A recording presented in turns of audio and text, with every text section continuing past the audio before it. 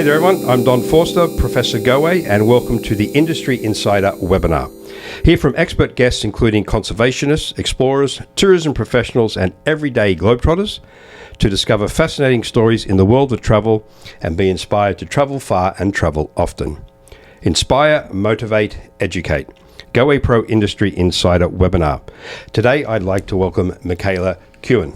I got it right. Yay. Yeah, you got it. Yeah, I got Perfect. it right. We actually had a technical glitch and we had to restart, and I No was problem. clarifying Michaela's surname earlier on. We got it. So,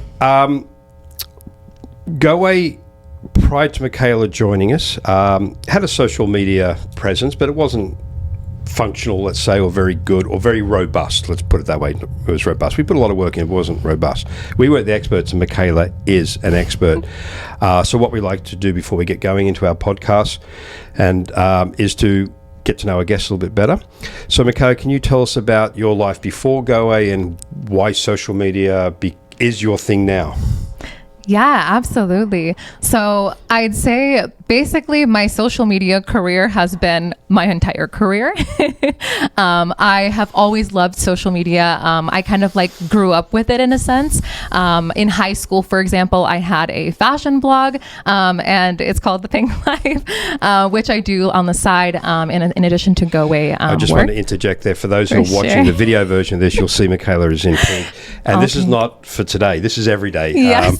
This is So an you want to everyday hold up your occurrence. phone cover as well? Look. Yep, I've got pink. Everything. So Michaela's also known as a lady in pink around Goway. Sorry. Yes, Sorry to yes, interrupt. I love it. Oh no, all good, all good. Yeah, so I've always loved social, always been very involved in it. I basically have always worked in a social role within marketing. So I've worked for many different industries, I guess. Started in like fashion, beauty, moved to even like finance, tech. My position before Goway was working for a private lending software really? company Okay. doing social media, which was definitely, a huge learning opportunity, but great in that I can still apply my skills with social to basically any industry. It's always been like a really, I guess, like passion of mine to create content. So social kind of embodies everything that I love doing. So that includes like writing, storytelling, photography, video, editing videos, anything like that. Okay. It's always been fun for me.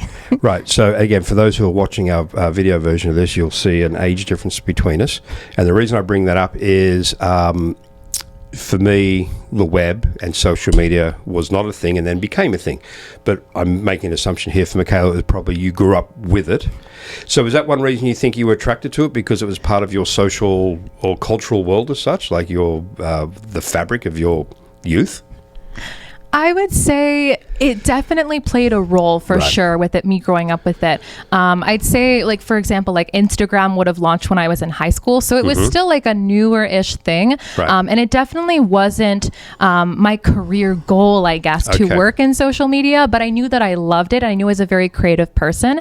So it wasn't probably until I went to college for fashion marketing. That was when I was introduced to the idea of social media for businesses, and that actually being like part of a marketing role, like a job title. So that was kind of when I learned all about it. And through like internships and stuff like that, being able to actually learn how social and creating content helps businesses. It was really fun for me and introduced me to the whole world of it. So what made you, or had you, look at this as a structured career versus what is very common these days, people who pick up the skills and become, for want of a better term, an influencer, and they do it themselves? So you could quite easily, with your fashion side particularly, which you still run, what was it called? The Pink Life. There you go, cross promotion.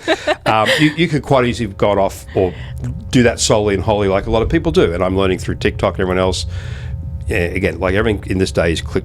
A day and age is click this, earn some dollars here through everything else. So what sort of steered you towards, again, this is my choice word, a structured social media career? Yeah, absolutely. It's a great question. So for me, I think just maybe personality wise, I love being able to work in a team and a collaborative environment. So working somewhere like Go Away with amazing people, it just makes me, I guess, very like excited to like get up and do my job every single day. So I love that versus like if I was doing my content creation on the side full time, I would be a very solo job. It'd be a Right. very like isolated work from home kind of thing. Not to say that I wouldn't collaborate as well with other brands and stuff like that, but it would definitely be more isolating for me. I also am a person who loves routine, structure, and staying super organized. So working at Go Away, being able to, I guess, kind of like learn in a different industry. So travel versus fashion and beauty. I love to be able to, I guess, dive into that, learn new things, and really embrace my, I guess, structure and routine here with all of the organization that I do with our socials. So. Okay, so you mentioned in that answer there are a few things which probably answer this question. So your last job, I think you mentioned, was in the finance world. The That's lending correct, thing, yes. But you did fashion at university, still do a fashion thing on the side. Yep. So other than us placing the ad, what attracted you to Go Away? Was it the world of travel? Absolutely. So for me, I feel like, especially knowing where I had come from before, with it being a little bit more of like a dry topic, harder to put a spin on it and make it fun and exciting. I knew that like my creativity had so much more opportunities. So I wanted to go somewhere where I could really let that shine. So travel, there's so much content opportunities and so many, and it's just like, it's so much more like exciting and fun, I guess. And it also very much complements what I'm doing on the side, and it's not competitive at all, which I liked. So like travel, and then I get to still do like fashion and beauty on the side. So it's just kind of like the best of both worlds. Nice. And really, I guess, ties in all my own like personal interests and things that I find exciting. Right. And I guess one key thing there, as you'll discover as we keep talking, is travel offers so much variation in content. That's You're not talking about the same correct. thing. Exactly. Mortgages. There are endless Well, ideas. fashion's pretty varied as well. But yeah, so let's go back to finance. That's going to be pretty... That is exactly a whole other ballgame. Whereas travel's got everything. That's so, right. I mentioned the generational differences between us and how I came into this. You grew up in it. For those that are out there who may be a bit nervous about social media, as I've learned, you shouldn't be. There's a lot to learn, like anything. It's gone from just the original Facebook is sharing stories to it being a marketing machine, advertising machine at all levels. So I coach a women's rugby team, and I'm often educated, I do air quotes for those listening and not seeing, about social media platforms. And when I mention Facebook, my younger players say, oh, that's so old people, old person type thing. So of all the media platforms out there, do they all offer equal opportunities? Do they offer equal market share? Which, I guess what I'm saying is, which ones should a travel agent focus on getting into it or expanding from? Absolutely. So I would say in terms of popularity, market share, and also where people are, maybe most likely going to be looking for travel. It's a very like visual, immersive kind of thing that you want to get someone inspired by. So think a lot of visual content. And that's where I think probably Instagram and Facebook are going to be your best bets there. Very popular platforms, and they're owned by the same company, Meta. I guess if you were to start out, I would probably start with those as your main platforms. If you wanted to dive into, say, like long form video and really get some business that way, YouTube is a great option to really get those leads in. If you're looking to dive into long form content, it is a little bit more time consuming to create, and requires, I think, a little bit more maybe like technical skill. But yeah, Instagram and Facebook are definitely a great, easy starting point as a beginner, and I would definitely recommend them. However, TikTok, for example, I know there's lots of buzz about it being, for a younger generation. There's lots of young kids on there and stuff like that. Depending on who you're looking to reach, I still think that you can reach whoever your target audience is, even if it is on TikTok. Because, for example, I was telling Dawn earlier, my mom is even on TikTok. And so even in her age range, in her 50s, she is also on there. So really, you could, like, anyone in any age range is going to be on, for example, like TikTok, YouTube. And it's all about creating that content that's going to resonate with your end key audience I guess, individual that you're going after. And yeah, what resonates with them, what kind of content they're consuming, how they're using the platform, and yeah, just how to best reach them. So in summary, like I guess the big four, though there are many others, and that'd be getting down into rabbit hole social media. The big four will be Facebook, Instagram, TikTok, and YouTube. Yeah, Okay. yeah. But as a beginner, I would say don't try to do all of them Yes. at once. Okay. I would recommend you stick to 1 or 2 to start with. For example, putting like 80% of your efforts into Instagram while the other 20% into Facebook. You never know exactly who, I guess, you'll come across with your social media. The whole point of social is you're basically casting a wide net. Right. It's a very good awareness tool, brand awareness. And think of it like a funnel. If you're trying to get your clients into a funnel and get them down to that last point where they make the sale, social's at the very top, Right. the very wide part of it. So that is the very first thing, I guess, in terms of, just making sure that people are aware of what you're doing and your services and what you have to offer. So think of it that way. Now, I've learned by speaking to Michaela and seeing the output that she has, because the way it's structured here at GoAce, I generally do, I guess, what you said, the long form. Yep. And the keyword you just told me, evergreen product, which has a longer shelf life. It's not going to last forever, but it will last longer than social media content, which is my point in that, speaking to Michaela, understanding the amount of work that goes into it is that it's, again, not repetitive, but it's got to be constant. That's in correct. that Consistency is so important. Podcasts and this will have a long shelf life or longer shelf life, whereas Michaela's stuff will have a shelf life of a day, maybe 2, before we replace it ourselves or someone else comes over the top of us. So I guess the key aspect to that is you have to be consistent with your messaging, correct? That's correct. Yeah. Yes. Being consistent, I'd say, is probably the number one important thing. One of the number one important things when it comes to social. So having that organization, having a content calendar where you are committing to, whether it's even starting with posting once a week and outlining when are you going to brainstorm that content and create the ideas for your calendar, when are you going to actually create the content that those ideas hold, and then when are you going to publish that content. So being consistent is so important, continuing to be top of mind, making sure you're reaching new people all the time constantly, as well as feeding and nurturing your current audience. So it's very important. So with all that you just mentioned, and you've mentioned some of your other answers before, there are skills that are important. Yeah. Things like photography, videography, content writing. Yeah. But I guess so they're all important, but the one you keep coming back to, probably unintentionally, is being organized. That's correct. So of all those, let's photo, video, content for the most part, and then organizational skills. Which comes first? I would definitely say organization. Okay, there you go. Yes. Yeah. Even if you literally have no photography, video editing skills, even copywriting, I would say that's the least of your worries. You can learn that, you can get into that. There are tools to help make that easier for you. But yeah, the organization piece and just like the commitment to being consistent, as I keep saying, is really, really important for social media. I think that's key, because I've learned that, again, my stuff is bigger in length and shelf life and pre-production time. Like I do a lot of our co-ops work with our tourist boards. We spend 6 weeks planning it, getting it down, doing an interview like this, editing it, etc. So I have a bigger window, but organizational skill, I couldn't do it unless I was anally organized, which I am now. Yes. But speaking to Michaela, getting to know her and her job a bit more, the amount of output that Michaela does for the company is incredible. And that's what I'm amazed at, that it's, compared to what I do, you've said there's more technical skills, editing skills, post-production type stuff, but Michaela churning it out, which is what social media is, correct? Yeah, we always try to be as quick as possible, but I love to be planned ahead. So for example, right now, what we're hitting almost end of July, I already have all of August planned in terms of what I'm doing. Right. I haven't created the content yet, but I know exactly what we're posting. And that was my question, because there's organization.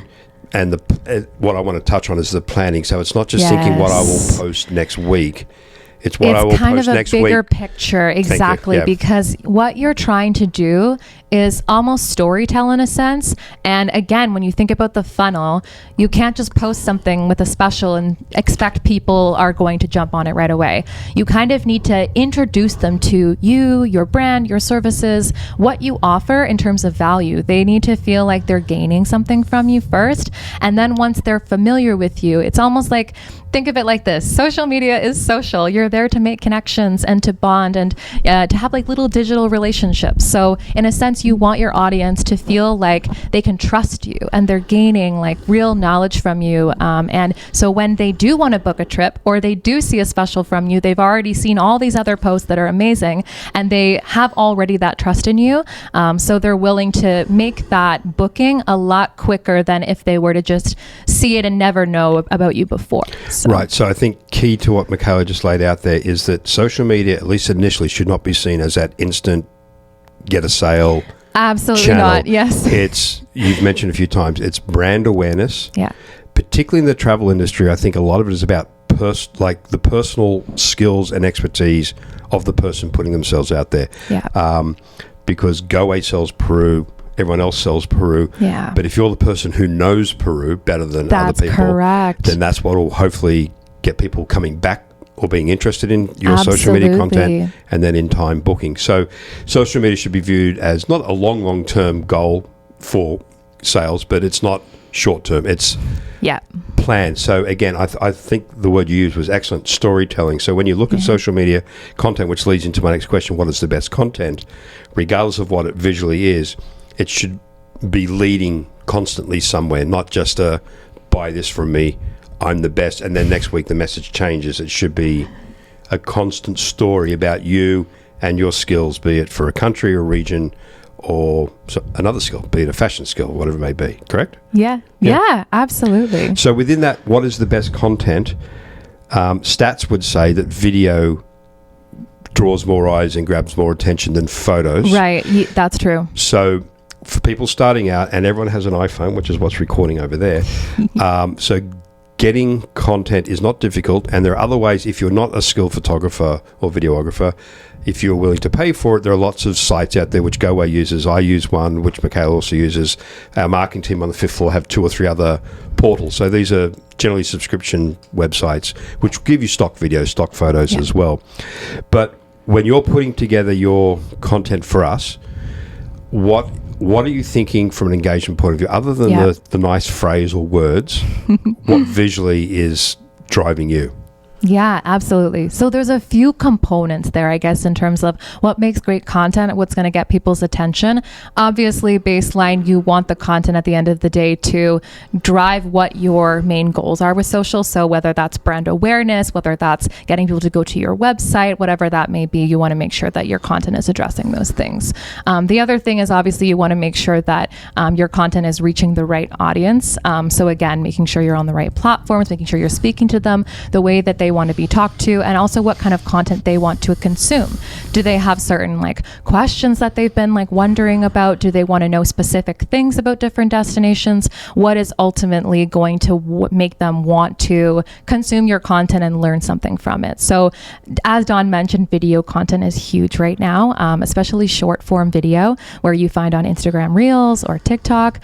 So that is a great place to start if you're willing to dive into video.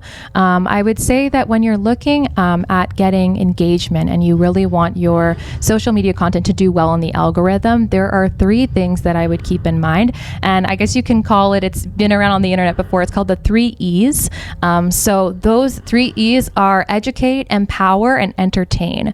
And so if your content is at least doing one of those things, you are typically going to have well-performing content. So that would be educating, so like sharing different facts about a destination, answering questions that your audience may want to know about, empowering, so like inspiring, more like in the travel industry, so inspiring them to go somewhere.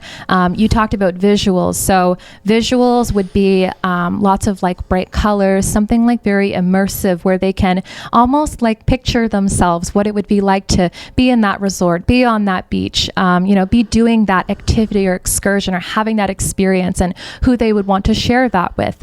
So that would definitely be very inspiring. And the other last final piece would be to entertain. So entertainment would be something like showing them something very beautiful, maybe something funny that goes with the travel industry, something that just kind of makes them go, oh yeah, that was really cute or really funny that I saw that from them. And you associate very like positive sentiment then with your business. So So I think one thing I try to do with our academy modules is, while the content is education, we want people to learn, it's not we take ourselves so seriously, that you want some fun built in there, be it like straight out humor or inspirational stuff. So it's not, because again, at the end of the day, we are trying to sell travel, we are trying to make money, but our industry is, we don't sell. Carolyn Wepler, our VP of Retail, direct, brought it up the other day with our staff. We don't sell a product per se. We sell an idea. We sell inspiration. So in travel particularly, I think what Michaela is touching on there is that inspirational side of it is key. Now, when Michaela joined us too, some of her Facebook posts that she sent down to me were asking questions of agents. And Michaela was a little disappointed we didn't get the engagement we had with the agents coming back and answering certain questions. And I sort of explained that the agents are very, very busy out there. And even though they might respond with an answer, them seeing it is, to your point, it's awareness, keeping us top of mind. For sure. So this leads into my next question of, if you ask a question and you don't get answers, or you're putting social media out there, like, it's very difficult to see results, because that's your return on investment. Absolutely. ROI, because you're putting stuff out in the ether and hoping people are seeing it. How do I know this is doing well? So that's my question. How do you know it's being successful? Yeah, absolutely. So there are many ways you can determine this, like how a post has done, how well it's performed. So obviously you're going to be comparing it to your other posts. I know it can be very easy to look at other businesses out there that are like super successful, and like a lot of times we look at that and it's very much like a thinking of vanity metrics. Obviously the more the better, and it makes you look better. But at the end of the day, what really matters is comparing maybe like your first post to a month in or 2 months in, have things improve. So the key things that you're going to be looking for on the back end. So anytime, any platform you use in social media, there is a back end, whether it's called reporting, metrics, insights. You go back there and you can find it, and you can drill down what your best posts are, what your worst posts are in terms of likes, comments, shares, saves, all of those things. The ones that I would be looking at the most would be shares.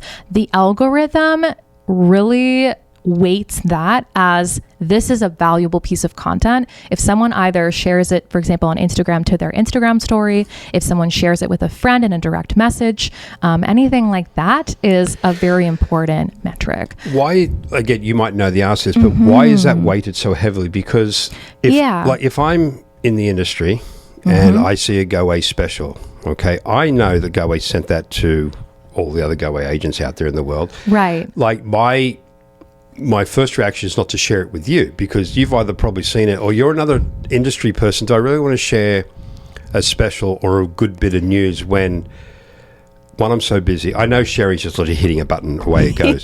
But I find that interesting that's weighted so heavily. I would have thought something like people liking it because they like it, versus sharing it. Like is actually a very low, I'd say, weighted. Really? Yes. Now, likes look great in terms of vanity metrics. The more likes you have, it's like, oh, that must be a really popular post. And again, likes, I mean, it's great to see all the likes, but what the algorithm actually cares about would be the shares. Okay. That, as of lately, this is new-ish in terms target. of, it's always a moving target. The algorithm's always changing, but yes, shares right now on Instagram, the save button is also very weighted. Now see, that's a different because I do save a lot of stuff on Instagram and TikTok for later reference, be it a recipe or something like that. But it tells the algorithm it's valuable. You liked it so much that you're willing to save it for later. I guess, like I see more value in a saved statistic than a shared statistic. I'm just curious, that's all. Well, share, I guess the way I think of it as if a client looked at a travel advisor's page and shared the promotion with a friend of theirs or their family member, they're like, hey, do you want to go on this trip with me? Now that is exactly. Now I see the importance, and that's it. And no, because that's a different area, because I'm thinking, because I deal with the trade predominantly. Yeah, you're thinking so B2B. one trade person to You're another. thinking- B2B, yeah, whatever. I know. But now the B2C to C. That's correct. Now I can see the value, and exactly. that's so. I guess I'm bringing out, because I didn't realize that. That's good for everyone out there to realize too, that we're talking to you as the trade, but Michaela's obviously looking at it from both sides, because she also handles our direct social media marketing as well as our trade social media marketing. Okay, that's good. Now, on the statistic collection, if you're with Facebook, Instagram, TikTok, and YouTube, now they all have their individual back ends where you can get the stats. Is there something where you can get all your platforms in one spot? Yes, absolutely. Is there one or many? Yeah, there are so many. Okay. Exactly. Yeah. Third-party tools that you can literally plug all of your accounts into, and it will spit out spreadsheets and different things for you to toggle between to look at all of your platforms See all which at one's once. doing better than the other. Exactly. Okay. Exactly. Are they normally free, or are they subscription? So Either or. Either or. There are free options out there, absolutely. And then there are, I guess, like tiers of paid plans where you get, more perks with different ones kind of thing. Okay. Is a website considered social media? I wouldn't consider it social media. A website is a piece of a piece of place in the internet where you own. Right. Social media, you do not own that. If something happened where like Meta goes down and whatever, you'll lose your Instagram page, your Facebook page, and that content that's there. Now, working in social media, as much as I love social, I always do recommend that you don't only stick to social pages, and you do have your own website, your own email list, your own space where you have control over everything. That way you will never lose touch with your main audience. You still have your email list, you still have your website where people can find you. But yeah, I wouldn't consider a website social media. So that, I guess, leads to this question. Once the social media content is created, yes, you then post it on your avenue of choice. But as you just mentioned, if you have a website and your own client database, be it 10 people, be it 1,000 people, you can also send that created content via other avenues other than the Facebooks and Instagrams. That is correct. Yes. So it's got multi-purpose. use. Exactly. Right. Cross-promote. You got it. Okay. So that's important in creating it. So let's get a little bit technical here, because we touched on you don't necessarily need those photography skills, etc. One skill I think would be vital to work on, touch up on, or get assistance with would be the content writing. Yeah. Because I think it's easy to grab a photo or video from a stock website somewhere like that, but the way you describe it, be it long worded or short worded, which a lot of social media is important. AI within social media. Now, I know AI it's up and coming. I'm not anti it. Like, I'm a real tech head, but I'm very wary of AI, not because it's robots going to take over one day, which they could. But right now it seems it's a lot of talk. It's still in development. Should people run their content, their wording through AI if they're unsure of their content writing skills? Is it recommended is what I'm asking. I would say if you are uncomfortable with writing, it's not a bad place to start. Right. Now, when I say that, if you were to get AI to write something for you, now as much as you can, still tweak it and maybe put your own spin on it. Yeah. At the end of the day, it probably will sound like a robot wrote it. I would recommend throwing in your own spin, tweaking it a little bit, and hopefully not having it sound like a robot wrote it. Now, with my academy stuff, everyone kept saying, oh, you should use AI, and I don't, because one, the content I write for the academy is too detailed in, because we're training people, educating on countries and stuff. But I do at times, as Michaela mentioned, if I get a mental block or I'm trying to come with a flowery exit to something, I do throw it in AI, but I don't cut and paste. I take it out, I take bits, add my flair to it, because... And I've experimented with, I've said, write something about this country, write something about this country. And if you read them side by side, it's almost exactly the same structure, but with obviously relevant things to each country. So it's a good tool to have as a backup, but not to rely upon. Would that be fair? Absolutely. A starting point, brainstorming phase. Absolutely. Right. Should social media, we sort of touched on this before, like it's not going to get immediate results. Yeah. And I think you touched on as well with having a website as a backup, and then obviously other collateral around which works for your audience. Now, there's audiences out there who still don't like digital, don't like social media, so flyers, though they're a fading thing, may be an option for some of our agents out there. And I guess it's an old school social media flyer handing out. Still, you're still passing on a message. Go away. If you look at this camera, you'll see our Globetrotting magazine. That's the only printed thing we do now. We've got rid of all our brochures because it's, one, not good for the environment. Two, it costs a lot of money, which is why digital is also good because it's, I won't say free, much cheaper in distribution at least. And, cost effective. There you go. But what's key to me with our new social media rollout, care of Michaela and the marketing team upstairs, all came off the back of this. Our new look, our new brand. And what I've noticed, I started this off saying our social media presence was not so robust back in the day. It is now extremely. But what I love about it is the uniformity of, one, the messaging, which we've touched on. Keep a story going and focus on that particular story, or stories, plural. But the look. So by your reaction, I'm guessing that's an important aspect to keep in mind when you're rolling things out, planning ahead. Before you even get going, come up with a logo or color scheme or a visual template, for want of a better term. Is that worthwhile? That is such a good point, Don. I'm glad that you mentioned it. Yes. And the other thing about social is, like I said, it's very visual, especially on a platform like Instagram or Facebook, where it's very photo and video heavy. You're going to want to have obviously a nice look, but at the same time, you want a consistent look. There's that word again, but basically, if you have a color scheme, if you're going to pick like specific, maybe like 2 to 3 colors that you're going to focus on, you're really going to get that drilled down recognition. That's what you're trying to do with social, again, being top of mind, brand awareness.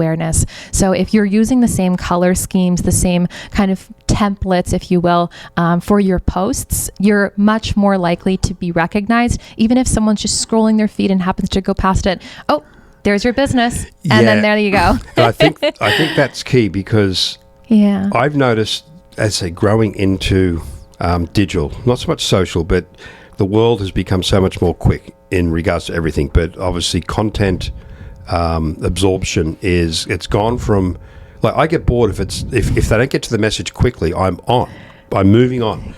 Right. It's got to be something I'm passionate about to let me stop and read a long story. And I think key to that, and this is what I love about the new Go Away look, is that if you are scrolling left, right, up, down, whichever way you're doing it, once, like now, Go Away has that has this look, it has that recognition, and Michaela's posts similar but not repetitive. So to your point, you flick through and you mightn't stop, but you'll know, there's Go Away. Right? Exactly. And just hopefully you will stop. Reminder. But if you, it's still top of mind. Totally. Back to your original points. Totally. One other thing I wanted to touch on, which links back to a website, which a lot of people probably know about in general terms, is SEO, which is search engine optimization, correct? Which goes back to meta tags and keywords. This is all stuff that, from a website point of view, that's built into the back of the website, that the bots and all these things, not bots, what's the word? Is it bots or robots or something? There's some funky word for it. Something running, yes. I don't know the term. Yeah, I used to know the word. There's some funky word where, like, the Googles of the world go out and they search for all these meta tags and stuff in the background to list your website, to bring it to prominence. So is SEO part of social media? Like, when your post goes up, it's up there for an hour, a day, 2 days, and then moves on. Does it live in the background somewhere? It does. Oh, okay. And this is what I want to reassure everyone about.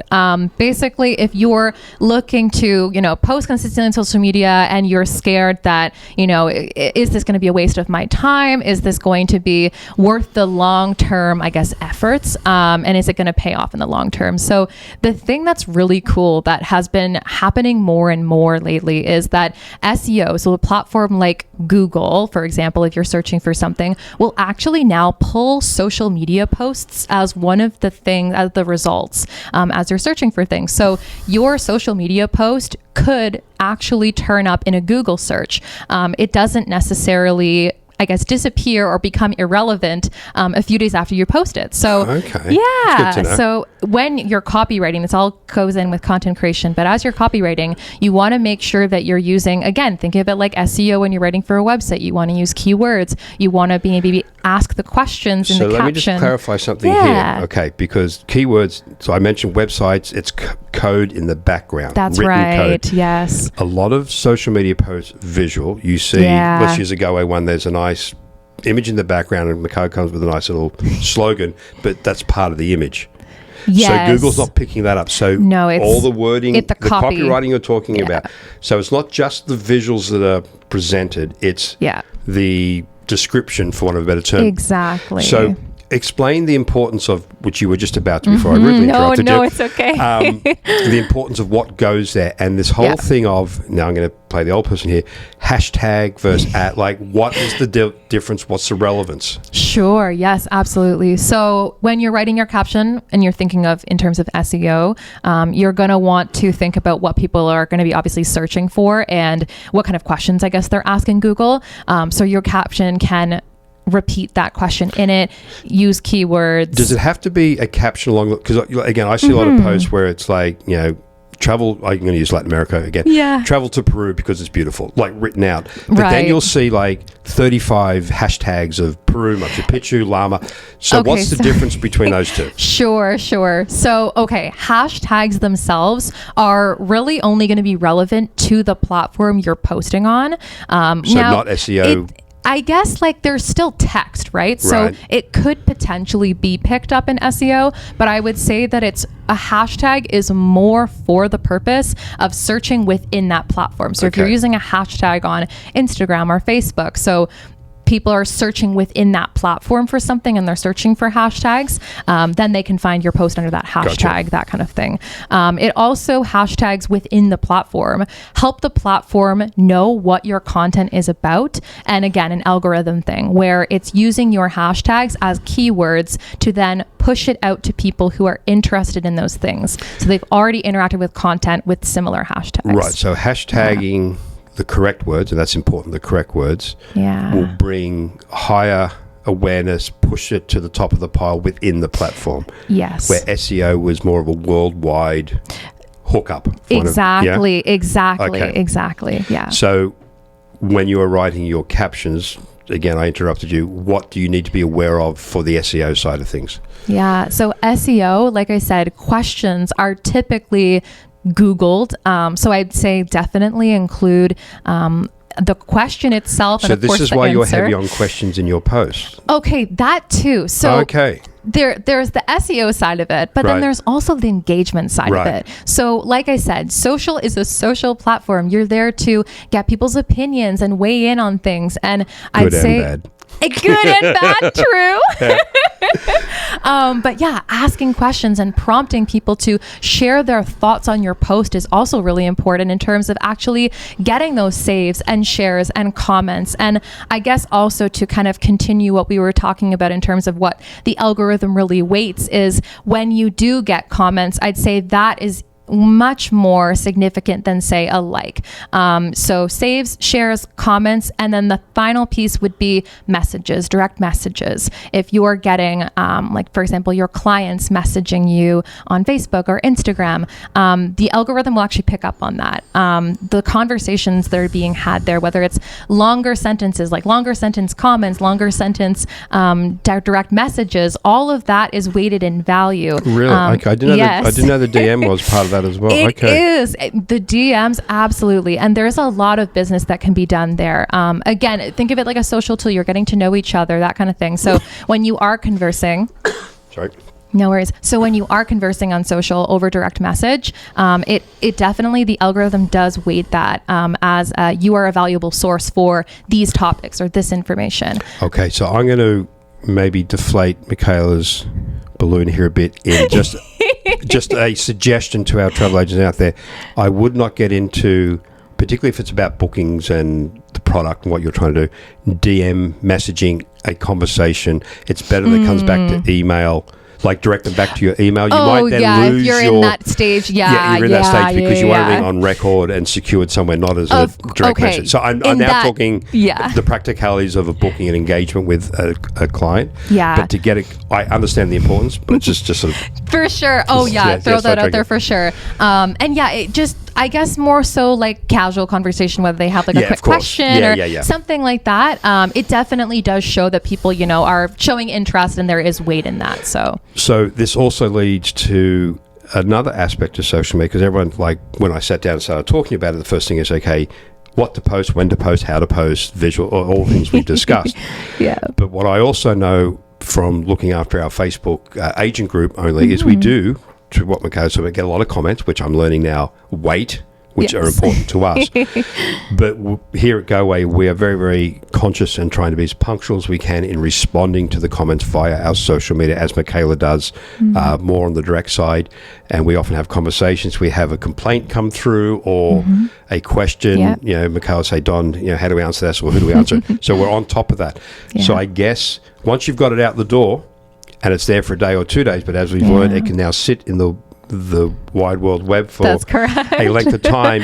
They can still find it. But also gaining you more awareness through all the back-end bots and robots and stuff like that. Being punctual and quick on communications as a result of your social media posts are as important as the post itself. Yeah, community management is a huge piece in social media. Yes, you're learning all the vocab. But yes, that is a crucially important piece, being checking in on your audience. So like when they do ask a question, when they do comment something, they're not like just saying it to like outer space. It's like they're actually going to get an answer from a real person, and being able to personalize that response. So using their name in the response, maybe using like a fun emoji to relate to something that they commented on or something like that. Again, making those genuine connections. Again, social should be a social place. So definitely being responsive and getting on top of those in terms of following up and responding. I think it's key in our industry too to add that personal touch to it, because we are wanting you out there listening to us and watching us to come to GoAway, and our expertise is what sells us to you, hopefully, and your expertise to your client sells you. So when you've put all that work into a social media post, you've learned probably, I hope you've learned that it's not just, well, you can just throw something up, of course. But if you want it to be successful, there's work and planning that goes into it. There's a lot of work. And we said it's not free. There's cost effective compared to other things. But creating the post, coming up with a photo, either buying it, finding it, sourcing it, putting it together, it's all time. Your time. Your time costs money. Don't waste it by then ignoring or not getting back to responses, clicks, even if it's a like, say, hey, thanks for liking it. Little things like that. Absolutely. So it's not, I think what Michaela said, it's not just, out, I'm not sure the term you use, but people don't see just, it's something out there, like it's a real person or people behind the post. And it's not some AI bot doing it all, which we see a lot of out there as well. So that's really cool. Okay, I think we've covered most things here today. Michaela, is there anything I've missed or you'd like to bring up to our listening audience about social, other than it's fun? Well, you love it to death. But is there anything I missed, you missed, do you want to bring up? I would love to share with everyone, I guess, how GoAway's platforms can help. Please do, yes. And how you can share and utilize our content to help grow your business as well. So like Don mentioned, I manage a lot of our socials. If you follow us on Instagram at GoAway Pro, I'm in charge of that account. So I manage all things GoAway Pro. And we post a lot of different destinations on there, a lot of informative posts, valuable posts. We do video content, carousels, inspiring images, everything like that. And there are posts on that platform that you can actually share with your clients. If you have an Instagram page already, it's super easy to do. You can go ahead and click that little share icon, little paper airplane, and share it to your Instagram story. If you even want to go a step further, you can use different tools to download the images, download the videos, and you can, if you want to, copy and paste our caption and utilize that on your platforms as well. So you could take it even further on your Facebook. To download content from Instagram or something like that? Like, how do they do it? Is it within the app, or do you have to get a third party again? You would use a third-party app. Right. So for example, a photo, I'd say best bet is probably to screenshot it, unless you have access to a a stock photo place. You can go in reverse image search and find it yourself to download it. But I would suggest screenshot is probably good enough there. Because quite a lot of our content is a photo with our caption again written over it as embedded within the image. So if you reversed search the image, you get the image, but not the...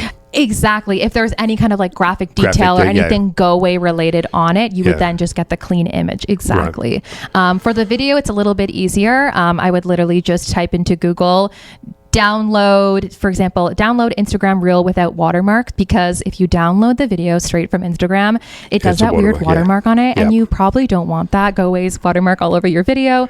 So I would suggest going to a third party. You can find a website when you search that in Google, and literally just copy and paste the Instagram Reel URL into that system, and you'll be able to download the video straight from there and use it on your page. Now, if people want to do that, you can then rebrand it or not rebrand per se, but you can add your logo and your language to it as well. We have no issue with that.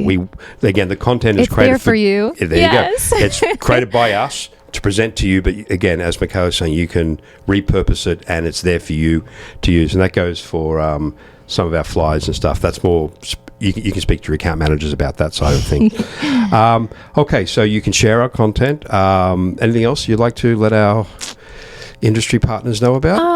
I guess if we're going to do a little bit of a sign off, I guess just to, encourage everyone to try it. You never know. The thing with social is it is definitely an experimentation, and it's always like that. Even like I've been in my role, almost going to celebrate my 1-year anniversary with Go Away next week. Nice. But yeah, it's always an experimentation phase. You're always trying different things, new things, what's going to resonate with your audience, what more do they want to know about? And don't be intimidated if you, for example, don't want to be on video. You can do a lot of writing posts, graphic posts. If you're not maybe as strong in writing, you can literally just talk to the camera, like whatever suits you and whatever feels most comfortable. I'd say go with that and start small, even if that is just committing to 1 or 2 platforms, posting once a week. I think that's great. And then also just another reminder, it is a little bit more of a long game. You won't necessarily see those results right away, but social in the long term will definitely help you achieve your business goals at the end of the day in terms of brand awareness and perhaps even getting some sales. So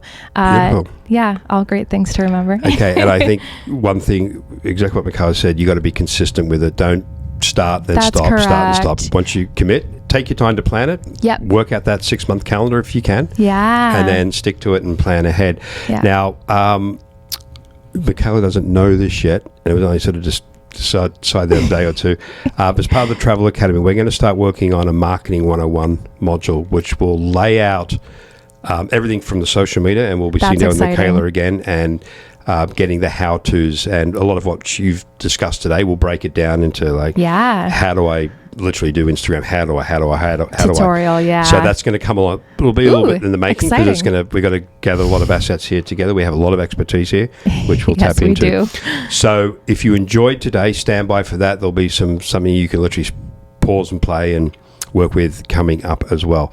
So on that note, I'd like to thank Michaela for today and for all her work here at Go. As I've mentioned a few times throughout our little chat today, our social media has gone from being there to being like there. Consistent all the time, looking fantastic. It's working for us, and she's made a big difference to our overall marketing platform here, our reach, our awareness, which you can too through social media. Any questions, you can email me. I can pass them on to Michaela. And we can maybe answer some of those if we missed anything today for you. So again, Michaela, thank you very much. Really appreciate your time. Thank you so much for having me. And thank you for that whole little spiel. That's amazing. No. Well worth it. Well earned, I should say. Oh, well, thank you so much. I really appreciate it. And My pleasure. Any questions at all, feel free to let Dawn know, and I'm happy to answer them. Perfect. Thanks. Thank you so much. See you, everyone. Bye.